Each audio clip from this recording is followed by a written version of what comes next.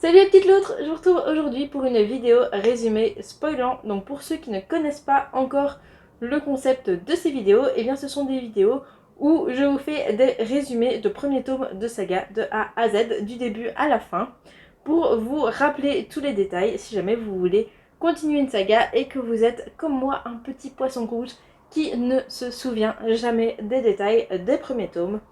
Et donc c'est le but de ces vidéos résumés spoilants. J'essaye à chaque fois de vous sortir les vidéos quelques jours avant la sortie des tomes suivants. Donc je ne sais pas, oui, non, celui-ci va déjà sortir en fait parce que le tome 2 est déjà sorti, que j'essaye de rattraper mon retard sur cette saga incroyable que j'ai vu passer absolument partout. Donc voilà. Mais il s'agit donc ici du résumé spoilant du tome 1 de Assistant to the Villain. J'ai pris pas mal de notes sur mon téléphone comme vous pouvez le voir ici. Et je vais vous raconter donc l'histoire de ce tome 1 pour que vous puissiez continuer votre lecture sur le tome 2 sans avoir de trou de mémoire. Dans ce tome 1, on va suivre l'héroïne Ivy qui est née dans une famille pauvre avec un père malade, une mère qui a malencontreusement tué son frère en utilisant ses pouvoirs magiques et une petite sœur qui est appelée Lisa. En se promenant dans les bois, Ivy va tomber sur le vilain du village qui est appelé Tristan et qui passe son temps à torturer et tuer d'autres personnes. Pourtant, son charme va opérer sur Ivy, qui va devenir son assistante. Lors de son boulot, Ivy et Tristan comprennent qu'un traître se trouve dans la maison et travaille pour le roi Bénédicte, l'ennemi juré de Tristan. Un soir, Ivy, Balade, qui est le prénom du dompteur de dragons, et Becky, une autre employée, vont recevoir une lettre qui leur demande de se rendre à une fête. Il s'agit en fait d'un piège pour attraper le vilain et récupérer la Weave dont le roi a besoin et qui a été kidnappée par le vilain précédemment. Ce piège échoue cependant et Tristan réussit à récupérer la Weave et à l'enfermer à nouveau. Peu de temps après cette attaque, Ivy comprend que le traître n'est autre que son père, qui est en réalité un garde du roi Bénédicte. Il n'a rien de malade et se sert d'Ivy depuis le début pour atteindre le vilain. Celle-ci va confronter ce père et glisser un somnifère dans son thé.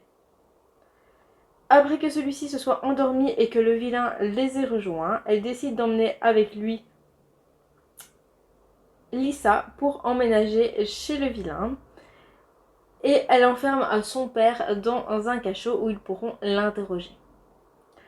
Malheureusement, Ivy se rend compte qu'elle a oublié un précieux carnet chez elle. Elle repart le chercher avec le vilain, mais ceux-ci sont interceptés par les gardes du roi Bénédicte. Ivy s'en sort grâce à un garde qui va la laisser partir, tuant son ancien patron par la même occasion, qui travaillait dans le village et qui avait essayé d'assassiner Ivy parce qu'elle ne voulait pas se marier avec lui.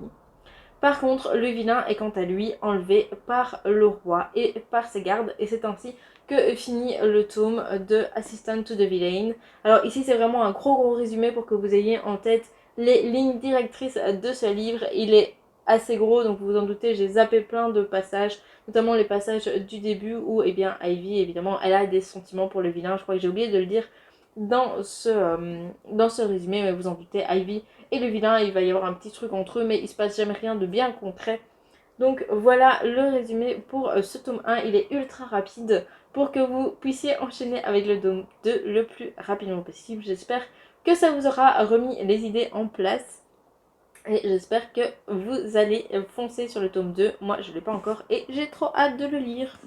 N'hésitez pas à me dire en commentaire si ce genre de vidéo, ça vous est utile. Et n'hésitez pas à vous abonner à la chaîne si ce n'est pas encore fait. Et en attendant, moi, je vous embrasse et je vous dis à la prochaine fois.